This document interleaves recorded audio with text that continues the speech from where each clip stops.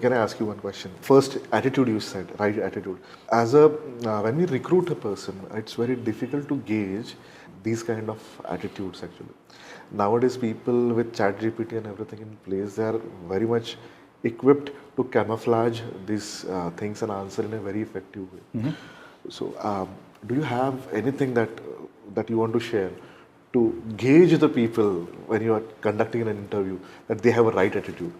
Okay. See, I'll tell you, when I was in a kind of as a designer, you float a resume or you apply for a job, and you never knew why the bloody hell it's not getting shortlisted. You know? Or you attend an interview, you don't know why the hell they didn't select you. Correct. They selected someone else. So because you are on this side of the table. Right. Now when you sit on the other side of the table, I precisely know why I was not shortlisted or why I couldn't clear the interview. Because as you learn into the process, right, you have an experience, you have seen ups and downs, you have been into different leadership, organization. So when you see the profile of a person, which is goody-goody, right, and when you interact with a person, you can precisely gauge whether he or she has really walked into or not. Okay. That we go by what they have written in their profile. We'll ask for examples. We ask for, tell me what is it you have done. So you'll be able to precisely gauge in a minute or so. Within 2 minutes, you can gauge that whether that person has really worked or not. Okay. You can have a fancy ChatGPT. In spite of that, I'll tell you that, certain hiring we have made, and after we feel like, what is it we have done? It happens because your real personality will come into a play.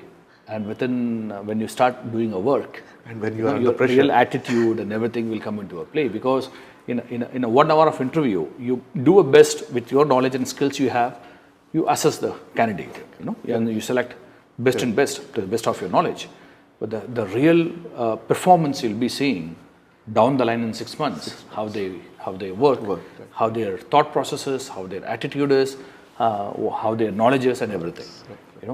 Now. They have come into the system now, right? So what I try to see, even though I wouldn't say it's a bad candidate, a candidate has come. We have selected with the conscious knowledge. So they come over here and try to see that how can I make best utilization of them. Okay. They have certain skills. There are certain strength and weaknesses. Can I utilize them to best of my deliverance?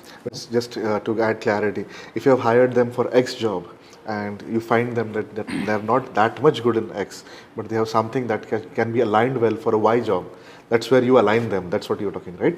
Okay.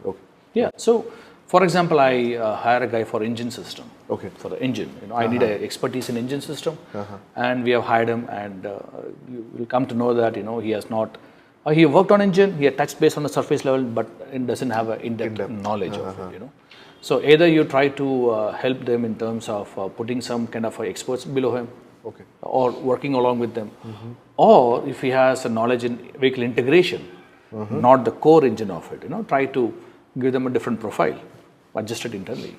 So I do my best in terms of accommodating them in terms of, give them a task which align with his experience, expertise, or try to get the best out of him. Unfortunately, if the attitude is so bad, like if they are not a constant learner or opposing a challenge, then we'll try to see that can he be a best useful in other place in the organization, because there are other functions still exist, So that's how I do it. So I don't see any resource as a wasteful resource. Everyone is unique, everyone has their talent, and you have to bring them along with you. Now, when you come to retention, let me talk about the motivation here. So, each and every people coming inside the organization has an objective, right? They want to learn, they want to grow, and they want to see their path, how I'm going to be a part of this organization for the long term or short term, like that. So, give them an open space, empower them, give them an opportunity to work so that they can able to see that they are adding a value into the system, right? So once you provide that, now you should understand one thing about is the reality. The market is wide open.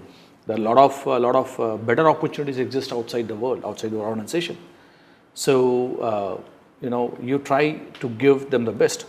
Try to give them the training. You try to expose them to the customer.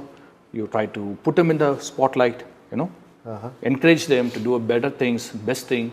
And if they come up with the best ideas and everything, try to show them in terms of a management, do the best, exactly. Rewards, appreciation, everything, do the best you can provide. Now, there's always a constraint. You can't go beyond a budget, And sometimes the expectation is for a guy could be like, he wants to grow very quick, into the ladder, or his expectation on monetary things would be higher, where you have a constraint, So at sometimes you get caught into that, right? So then you accept the reality, the market, reality, what is happening. And then finally, you accept the reality. You tell them, see, it's a very small world, you might collaborate later in a different place. So then, don't get upset. Fine, accept the reality. It's a new talent, it's a democratic world. Right. So accept the reality and wish them all the best. That's interesting. Also, don't forget to like, share, and subscribe to our channel. Don't forget to share it with the people who need it the most, so that they can build their business and aspirations around their inventions. Keep innovating and keep earning tremendously. Thank you.